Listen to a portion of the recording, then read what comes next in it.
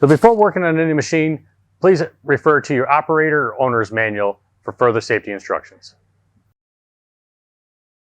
Hello, this is Derek with Weingartz, and today we're going over the John Deere S200 series operations.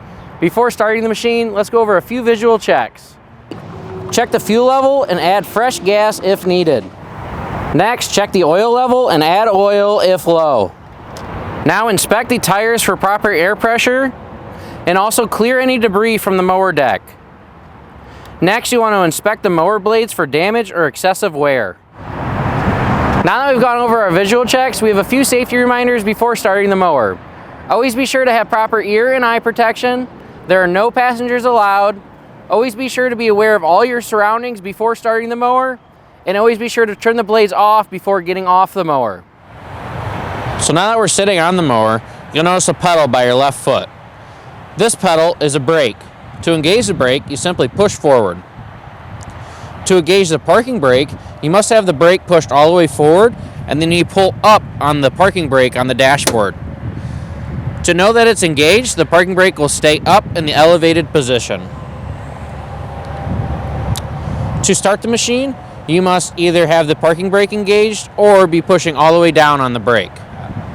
You'll notice two pedals on your right side when sitting on the mower. The pedal on the inside left side is going to be your forward pedal, where the pedal on the outside right side is going to be your reverse pedal.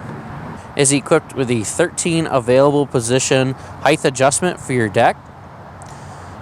The 1 standing for 1 inch, ranging all the way up to the 4 for 4 inches.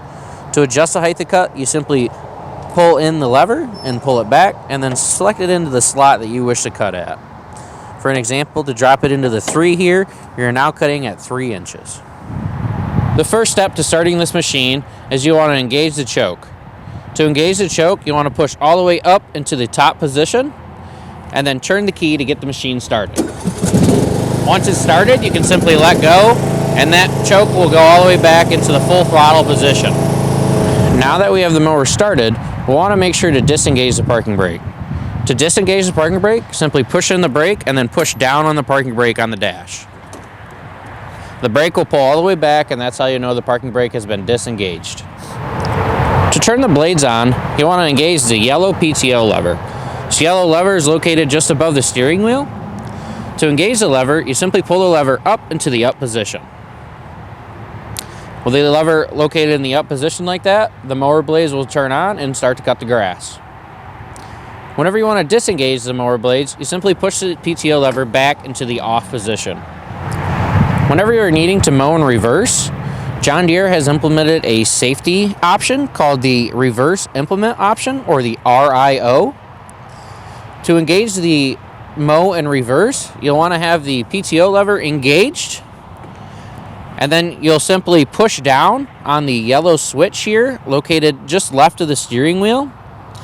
You'll begin going in reverse and backing up while still cutting the grass, so make sure that you are clear of obstacles and there's nothing behind you. And then once you are backing, you can release the RIO switch and the mower will continue to cut.